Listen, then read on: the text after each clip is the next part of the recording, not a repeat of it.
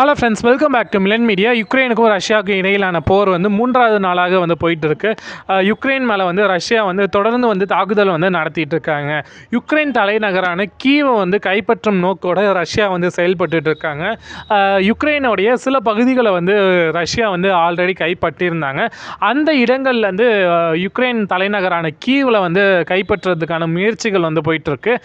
யுக்ரைனுக்குள்ளே வந்து பார்த்திங்கன்னா நிறைய டேங்கர்ஸோட வந்து ரஷ்ய படைகள் வந்து நுழைய ஆரம்பிச்சிருக்கு. ரஷ்யா வந்து பார்த்திங்கன்னா தொடர்ந்து வந்து குண்டுகளை வந்து கீவ் நகரத்து மேலே வந்து போட்டுக்கிட்டு இருக்காங்க. இரவு நேரம் கூட பார்க்காம வந்து இரவு நேரத்துலேயும் வந்து தாக்குதல் வந்து நடைபெற்றிருக்கு. நேற்று இரவு வந்து பார்த்திங்கன்னா மிகப்பெரிய அளவில் வந்து ரஷ்யாவினால் யுக்ரைன் மேலே வந்து தாக்குதல் நடத்தப்பட்டுச்சு. அந்த தாக்குதலையும் வந்து யுக்ரைன் வந்து முறியடிச்சிருக்காங்க. யுக்ரைனுக்கு கீழே வந்து பார்த்திங்கன்னா பிளாக் சீ இருக்குது. அந்த பிளாக் சீயில் வந்து பார்த்திங்கன்னா ரஷ்யாவுடைய கப்பல்கள் நின்றுட்டு இருக்குது. அங்கேருந்து வந்து பார்த்திங்கன்னா யுக்ரைன் மேலே வந்து போர் தொடுத்துட்டு இருக்காங்க. பிளாக் சீயில் வந்து பார்த்திங்கன்னா யுக்ரைனுக்கு சொந்தமான ஸ்னேக் ஐலாண்ட் இருக்குது. இந்த ஸ்னேக் ஐலாண்டில் வந்து பார்த்திங்கன்னா 13 யுக்ரைனிய வீரர்கள் வந்து பாதுகாப்புக்காக இருந்தாங்க. இந்த 13 வீரர்களையும் வந்து ரஷ்யா வந்து சரணடைய சொல்லியிருந்தாங்க. ஆனால் இந்த வீரர்கள் வந்து சரணடையாமல் ரஷ்யாவை எதிர்த்து நின்று 13 வீரர்களும் வந்து வீரமரணம் அடைஞ்சிருக்காங்க. ஆல்ரெடி ரஷ்யா வந்து பார்த்திங்கன்னா ரஷ்யாவுக்கு பக்கத்தில் இருக்கக்கூடிய யுக்ரைனோடைய 2 பகுதிகளை வந்து 2 மாகாணங்களை வந்து பிடிச்சிருந்தாங்க. அதே மாதிரி கிரீமியா பகுதியையும் வந்து ரஷ்ய படையினர் வந்து பிடிச்சிருந்தாங்க. கிரீமியா பகுதியில் முகாமிட்டு யுக்ரைன் மேலே வந்து தாக்குதல் வந்து நடத்திட்டு இருக்காங்க.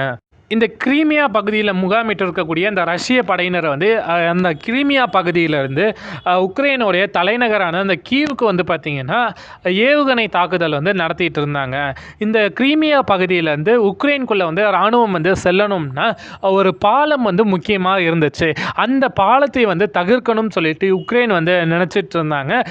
உக்ரைன் இராணுவத்தில் இருந்த ஒரு இராணுவ வீரர் வந்து மனித வெடிகுண்டா மாதிரி அந்த பாலத்து மேலே போய் நின்று அந்த பாலத்தை வந்து வெடிக்க வச்சு அந்த பாலத்தை வந்து தகர்த்திருக்காரு. இதன் மூலியமாக வந்து ரஷ்ய இராணுவம் வந்து அந்த பாலத்தை வந்து பயன்படுத்த முடியாத நிலைமையில் வந்து இப்போ இருக்குது.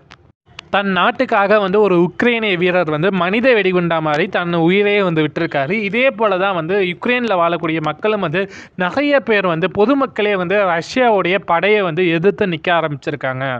யுக்ரைன் வந்து தொடர்ந்து வந்து ரஷ்யாவுடைய தாக்குதலை வந்து முறியடிச்சுக்கிட்டே இருக்காங்க.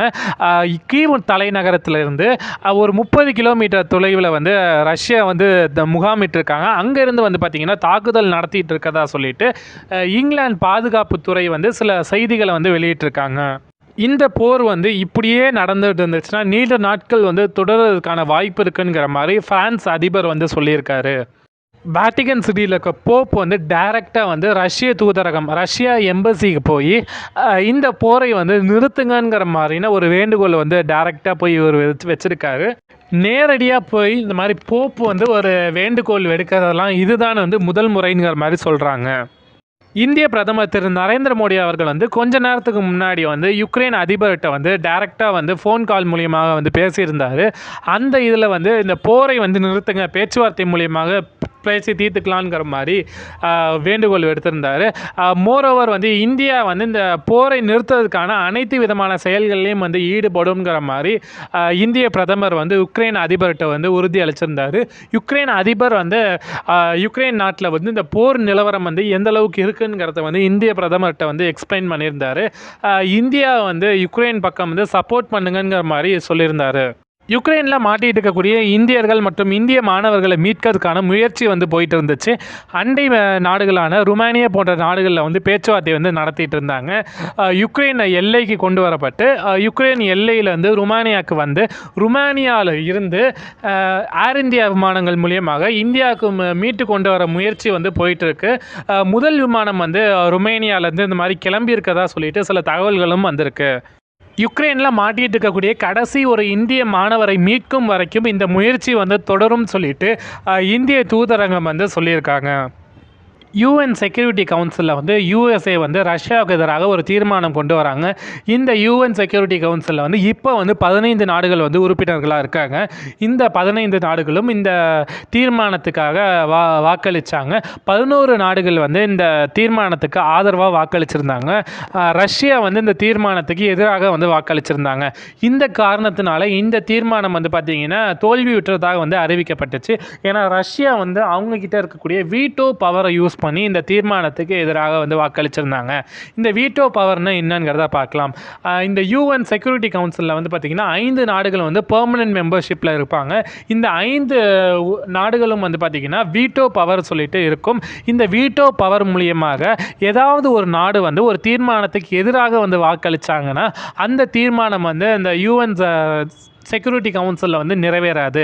இந்த பவரை யூஸ் பண்ணி தான் வந்து ரஷ்யா வந்து இந்த தீர்மானத்தை வந்து முறியடித்தாங்க. இந்த வாக்கெடுப்பில் வந்து பார்த்திங்கன்னா இந்தியாவோட ஸ்டாண்டு வந்து எந்த பக்கம் இருந்துச்சுன்னு பார்த்திங்கன்னா, இந்தியா வந்து இந்த வாக்கெடுப்பில் வந்து பங்கேற்கலை. இந்தியா, சைனா, அப்புறம் யுனைடெட் அரேப் எமிரேட்ஸ் மட்டும் இந்த வாக்கெடுப்பில் வந்து பங்கேற்கலை. இந்தியா வந்து தொடர்ந்து என்ன வலியுறுத்துறாங்கன்னா, இந்த போரை வந்து நிறுத்திட்டு பேச்சுவார்த்தை மூலியமாக இந்த பிரச்சனையை வந்து தீர்த்துக்கலாம்ங்கிற மாதிரி பேசிக்கிட்டு இருக்காங்க. இந்தியா வந்து பார்த்திங்கன்னா இன்னமும் வந்து எந்த ஒரு பக்கமும் நிற்காமல் ஒரு நியூட்ரலான ஒரு ஸ்டாண்டு வந்து எடுத்துகிட்டு இருக்காங்க. ரஷ்யா வந்து கண்டிப்பாக வந்து யுக்ரைனோட தலைநகரான கீவை வந்து கைப்பற்றினாங்கன்னா கண்டிப்பாக வந்து யுக்ரைன் அதிபருக்குடைய உயிருக்கு வந்து ஆபத்து இருக்குது. இருந்தாலும் வந்து யுக்ரைன் அதிபர் வந்து தொடர்ந்து வந்து தலைநகரத்தில் இருந்து ரஷ்ய படைகளை வந்து எதிர்த்துட்டு இருக்காரு. சீக்கிரமாக வந்து இந்த போர் முடிவுக்கு வரும் நம்புகிறோம். இந்த மாதிரி கரண்ட் அஃபேர்ஸை தெரிஞ்சுக்கிறதுக்கு மறக்காம சேனலை சப்ஸ்கிரைப் பண்ணி என்னை சப்போர்ட் பண்ணுங்கள். தேங்க்யூ.